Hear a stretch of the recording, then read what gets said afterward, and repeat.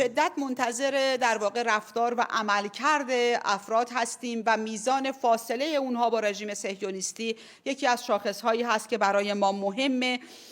به دنبال گفتگو هستیم مثل همه کشورهای دیگه. رویکرد ایران رویکرد گفتگو با همه کشورهاست.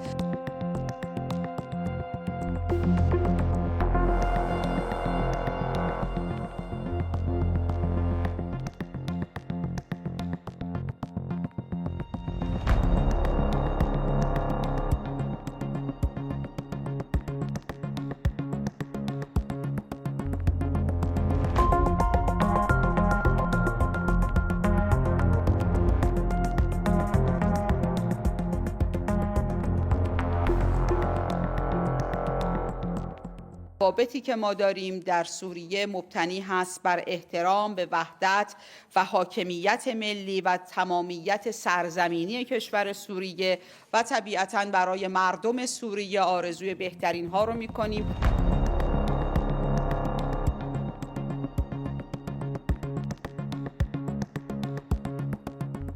3 روز گذشته 4000 نفر از شهروندان ایران با 10 تا پرواز 748 ماهان از سوریه برگشته شدند به ایران و با هماهنگی هایی که با وزارت امور خارجه وجود داره، تخلیه تمام ایرانی هایی که اونجا در معرض در واقع نگرانی هستند در دستور کار هست و تا خروج آخرین ایرانی تلاش بر این هستش که کار ادامه پیدا کنه.